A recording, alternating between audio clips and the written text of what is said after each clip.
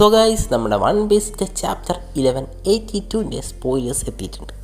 ഇപ്പോൾ ഒരാഴ്ചത്തെ ബ്രേക്ക് നടന്നുകൊണ്ടിരിക്കുകയായിരുന്നു. അതുകൊണ്ട് തന്നെ വളരെ കാത്തിരിപ്പിന് ശേഷമാണ് ഇപ്പോൾ ഈ സ്പോയിലേഴ്സ് വന്നിട്ടുള്ളത്. പക്ഷേ നമ്മളെ സ്പോയിലേഴ്സ് വെറുതെ ആയില്ല. വളരെ ഇമ്പോർട്ടൻ്റ് ആയിട്ടുള്ള ഒരുപാട് കാര്യങ്ങൾ ഈ സ്പോയിലറിൽ നമുക്ക് കാണാൻ കഴിയും. അതുമാത്രമല്ല, ഇന്ന് നമ്മുടെ ലൂഫിയുടെ ബർത്ത്ഡേ ആണ്. അതുകൊണ്ടൊരു സ്പെഷ്യൽ ഡേയുമാണ്. ഇന്ന് സ്പോയിലർ വരുന്നുള്ള കാര്യം ഉറപ്പായിരുന്നു. അതുപോലെ തന്നെ വന്നിട്ടുമുണ്ട്. സോ സ്പോയിലേഴ്സിൽ എന്തൊക്കെയാണുള്ളത് നോക്കുന്നതിന് മുമ്പ് നമ്മുടെ ചാനൽ ഈ മാസം തന്നെ നമ്മൾ 10K എത്തിക്കാൻ നമ്മളൊരു ചലഞ്ച് സ്റ്റാർട്ട് ചെയ്തിരുന്നു. സോ നിങ്ങൾ ചാനൽ സബ്സ്ക്രൈബ് ചെയ്യാതെയാണ് വീഡിയോ കാണുന്നതെങ്കിൽ നമ്മുടെ ചാനൽ ഒന്ന് സബ്സ്ക്രൈബ് ചെയ്യുക. ഇനി നമുക്ക് 10K ആകാൻ ഇത്രയും സബ്സ്ക്രൈബേഴ്സ് കൂടിയേ വേണ്ടു. സോ എല്ലാവരും സബ്സ്ക്രൈബ് ചെയ്ത് സപ്പോർട്ട് ചെയ്യുക. അപ്പോൾ ഞാനധികം പറഞ്ഞു ഉറപ്പിക്കുന്നില്ല, നമുക്ക് നേരിട്ട് വീഡിയോയിലേക്ക് പോകാം. ഇതിലെ ടൈറ്റിലും കാര്യങ്ങളൊന്നും പറയുന്നില്ല. ആദ്യം തന്നെ ഇവിടെ മെൻഷൻ ചെയ്തിട്ടുള്ളത് നമ്മുടെ സോറോയെയും സാഞ്ചിനെയും കുറിച്ചാണ്.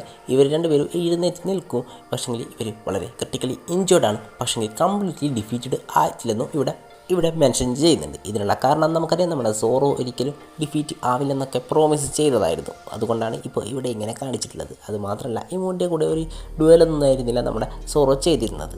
പിന്നെ ഇവിടെ പറഞ്ഞിട്ടുള്ളത് എന്താണെന്ന് നോക്കിയാൽ, നമ്മുടെ ലോക്കി നമ്മുടെ ഇമൂസാമയ്ക്കെതിരെ തൻ്റെ ലൈറ്റ്നിങ് പവേഴ്സും നമ്മുടെ റാഗ്നിയറിൻ്റെ ഐസ് പവറും ഉപയോഗിച്ച് ഒരുപാട് അറ്റാക്സ് നമ്മുടെ ഇമൂസാമയ്ക്ക് എതിരെ യൂസ് ചെയ്യുമെന്നാണ് ഇവിടെ പറഞ്ഞിട്ടുള്ളത്. പക്ഷേ ഈ എല്ലാ അറ്റാക്സും നമ്മുടെ ഇമൂസാമ ഫയർ ബോൾസ് വെച്ച് കൗണ്ടർ ചെയ്യുന്നു ഇവിടെ പറഞ്ഞിട്ടുണ്ട്. ഈ ഫയർ ബോൾസിന് ഒമൻ വെച്ചിട്ട് ഉണ്ടാക്കിയതാണോ അല്ലെങ്കിൽ പുതിയ ഏതെങ്കിലും എബിലിറ്റി ആണോ എന്നൊന്നും ഇവിടെ പറയുന്നില്ല. അതെന്തായാലും നമുക്ക് ചാപ്റ്റർ കണ്ടാലേ മനസ്സിലാവും. പിന്നെ ഇത് പറഞ്ഞിട്ടുള്ളത് നമ്മുടെ സമ്മേഴ്സിനെയും കില്ലിംഗ്ഹാമിനെയും കുറിച്ചാണ്.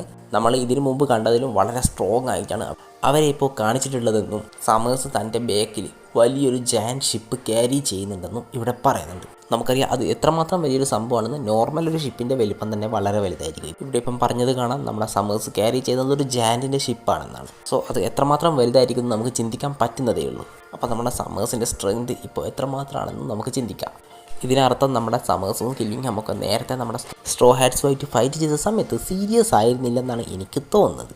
എന്തായാലും ഇവർ നമ്മുടെ സോറോയും സാഞ്ചിയായിട്ട് ഫൈറ്റ് ചെയ്യാൻ നല്ല ചാൻസ് ഉണ്ട്. അപ്പോൾ നമുക്ക് കാര്യം എന്താണെന്ന് മനസ്സിലാവും. അതുമാത്രമല്ല, ഇവരുടെ നേരത്തെ ആ പ്ലാനല്ലേ, കുട്ടികളെ മെറിജുവയിലേക്ക് കൊണ്ടുപോകാനുള്ള ആ പ്ലാൻ ഇപ്പോഴും ക്യാരി ചെയ്യുന്നുണ്ടെന്നും ഇവിടെ പ്രത്യേകം മെൻഷൻ ചെയ്യുന്നുണ്ട്. അതിനർത്ഥം ഒരു പക്ഷേ ഈ പ്ലാൻ സക്സസ് ആവുകയാണെങ്കിൽ തീർച്ചയായിട്ടും അടുത്ത ആർക്ക് നമ്മുടെ മെറിജോ അല്ലെങ്കിൽ ഹോളി ലാൻഡിൽ വെച്ചായിരിക്കും. എന്താണെന്ന് വെച്ചാൽ, നമ്മളെ ലൂഫി എന്തായാലും കുട്ടികളെ ഇവിടെ നിന്നെടുത്ത് കൊണ്ടുപോയാൽ വെറുതെ ഇരിക്കാനൊന്നും പോകുന്നില്ല. അവിടത്തേക്ക് റഷ് ചെയ്യുന്നുള്ള കാര്യത്തിൽ സംശയമൊന്നും വേണ്ട.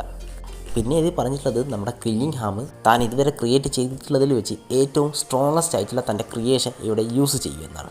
അതും തൻ്റെ സ്വന്തം പേടി വെച്ചിട്ട്. ആ ക്രിയേഷൻ്റെ പേര് സാസ എന്നാണ്. അതിന് പ്രത്യേകം മെൻഷൻ ചെയ്തത് കാണാം ഇവിടെ റെയിൻ ഗോഡസ് എന്ന്. അതും പോരാഞ്ഞിട്ട് നമ്മുടെ വേൾഡ് ഗവൺമെൻറ് ഏറ്റവും കൂടുതൽ പേടിക്കുന്നത് ഈ ഒരു ഗോഡസിനെ ആണെന്നും ഇവിടെ പറയുന്നുണ്ട്. സോ ഇവിടെ പറഞ്ഞത് കാണാം, ഗോഡ് എന്നല്ല പറഞ്ഞത്, ഗോഡസ് എന്നാണ്. അതിനർത്ഥം ഇതൊരു ഫീമെയിൽ ക്യാരക്ടറാണ്. ഈ ഒരു ഇത്രയും പവർഫുൾ നമ്മുടെ വേൾഡ് ഗവൺമെൻറ് ഇത്രയും പേടിക്കുന്ന ഈ ഒരു ക്യാരക്ടർ ആരായിരിക്കും നമുക്കൊന്ന് ഗസ് ചെയ്യാൻ പോലും പറ്റാത്ത അവസ്ഥയിലാണ് ഇപ്പോൾ എത്തിയിട്ടുള്ളത്. എന്താണെന്ന് വെച്ചാൽ, ഗോഡസ് ആയതുകൊണ്ട് തന്നെ ഇനിയിപ്പോൾ അതൊരു ഫീമെയിൽ ക്യാരക്ടർ ആവാൻ ചാൻസ് ഉണ്ട്. അങ്ങനെയാണെങ്കിൽ ആ ക്യാരക്ടർ ആരായിരിക്കും? അതുമാത്രമല്ല, ഇത് നമ്മുടെ സ്കൈപ്പി ആർക്കിലൊക്കെ നമുക്കറിയാം നമ്മുടെ റെയിൻ ഗോഡിനെ നോക്കി മെൻഷൻ ചെയ്തിട്ടുണ്ടായിരുന്നു. സോ നമ്മുടെ സ്റ്റോറിയിലേക്ക് ഇപ്പോൾ ഒരു ഗോഡ് കൂടി ഒഫീഷ്യലി എൻ്റർഡ് ആയിട്ടുണ്ട്. പിന്നെ ഇവിടെ പറഞ്ഞിട്ടുള്ളത് നമുക്ക് നോക്കാം. നമ്മുടെ സാസ വളരെ സ്ട്രോങ് ആണ്. തൻ്റെ പവേഴ്സ് ഉപയോഗിച്ച് ഒരു എൻ്റയർ വില്ലേജ് തന്നെ സാസ വെള്ളത്തിനടിയിലാക്കി കളിയെന്നാണ് ഇവിടെ പറഞ്ഞിട്ടുള്ളത്. ഇത് മാത്രമല്ല, നമ്മളൊക്കെ വിചാരിച്ചിരുന്നത് നമ്മുടെ ഡ്രാഗൻ ആയിരിക്കും റെയിൻ ഗോഡ് എന്നൊക്കെ. പക്ഷേ ഇപ്പോൾ സാസ ഒരു ഫീമെയിൽ ക്യാരക്ടർ ആയതുകൊണ്ട് ഇനിയിപ്പം ഡ്രാഗൻ എങ്ങനെയാണ് റെയിൻ ഗോഡ് ആവുക എന്നുള്ളതൊന്നും നമുക്കറിയില്ല. ഇനിയിപ്പോൾ ഒരു പക്ഷേ ഇതിൻ്റെ പ്രീവിയസ് യൂസർ ആയിരിക്കും ഗോഡസ്, ഇനിയിപ്പം നമ്മുടെ ഡ്രാഗൻ ആയിരിക്കും ഇപ്പോൾ യൂസ് ചെയ്യുന്നത്.